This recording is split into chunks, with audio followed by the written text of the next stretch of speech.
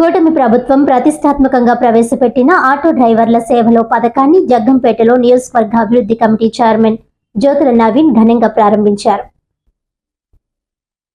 Ravulamma Nagar TDP కార్యాలయం నుండి auto డ్రైవర్లతో కలిసి ఆటో ర్యాలీగా బయలుదేరిన జ్యోతుల నవీన్ మండల ప్రజా పరిషత్ కార్యాలయానికి చేరుకుని కార్యక్రమాన్ని ప్రారంభించారు. జగ్గంపేట మండల టీడీపీ అధ్యక్షులు జీను మణిబాబు అధ్యక్షతన జరిగిన సభలో డ్రైవర్లకు చెక్కులు పంపిణీ చేశారు.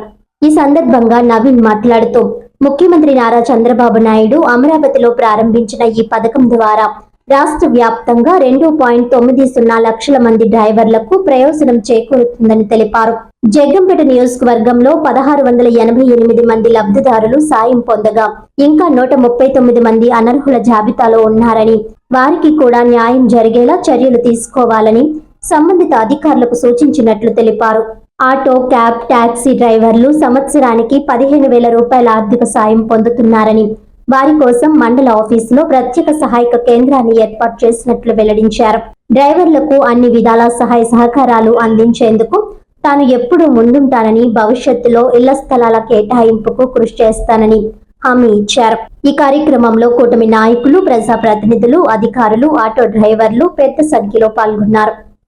మహారాజులందరికీ కూడా పేరు పేరున హృదయపూర్వక మీ అందరికీ కూడా పేరు పేరున హృదయపూర్వక నమస్కారాలు తెలియజేసుకుంటాను. సోదరులారా, పత్రికా విలేకరులకు ప్రత్యేకమైన ధన్యవాదాలు తెలియజేసుకుంటూ, అతి ముఖ్యంగా ఆటో సోదరులు తన జీవన శైలిలో రోజు కూడా ప్రమాదంతో ముడిపడిన ప్రయాణం మీది.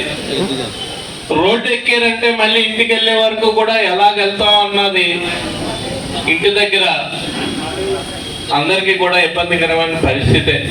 అటువంటి జీవన శైలి మీరు సాగిస్తున్నారు. ఆ ఒడిదుడుకుల్లో ఇంకా ప్రభుత్వం తీసుకున్న నిర్ణయానికి ఫ్రీ బస్సులో ఇంకా మీకు కొత్త కష్టాన్ని, లేని కష్టాన్ని తీసుకొచ్చి పెట్టింది. దాన్ని పూడ్చే విధంగా చంద్రబాబు నాయుడు గారి ఆలోచనలతోటి ఈరోజు ఆటో వారి సేవలు అని 15,000 రూపాయలు మీకు ఇవ్వడం జరుగుతుంది. ఇది మీ కంటి తుడుపు చర్యగానే సరిపోద్ది, కానీ మీ జీవనానికి కానీ జీవన ప్రమాణాలకు కానీ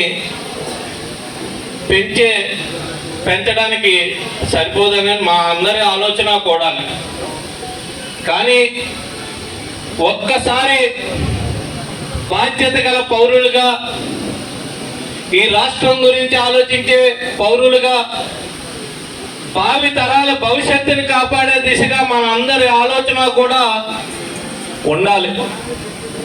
ఉండాలి అంటే ఒక్క నిమిషం మనం చంద్రబాబు నాయుడు గారి గురించి తెలుసుకోవాల్సిన అవసరం ఉంది.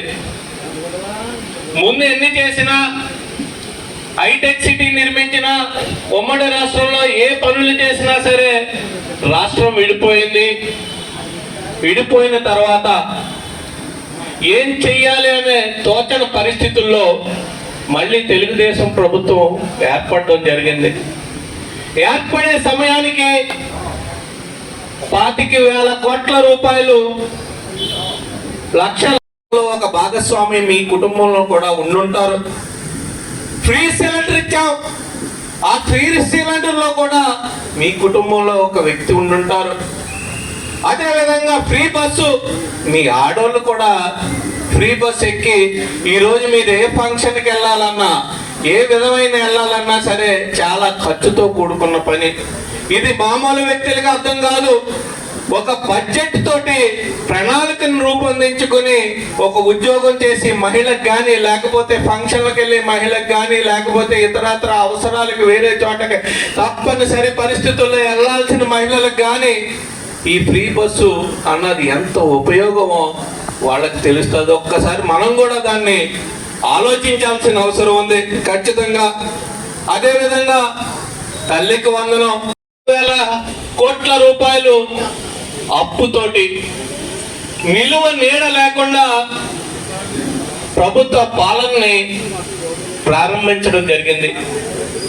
ఏది చూసినా సరే, ఎప్పుడు ఏ ప్రభుత్వం ఏర్పడినా సరే 1వ తారీఖు కల్లా ప్రభుత్వ ఉద్యోగాలు జీతాలు ఇచ్చే పరిస్థితి నుంచి ఎప్పుడు వస్తాయి మహానుభావులు అనేదానికి దిగజారిపోయారు. ఏది చూసినా సరే పోలవరం ఆపేశారు.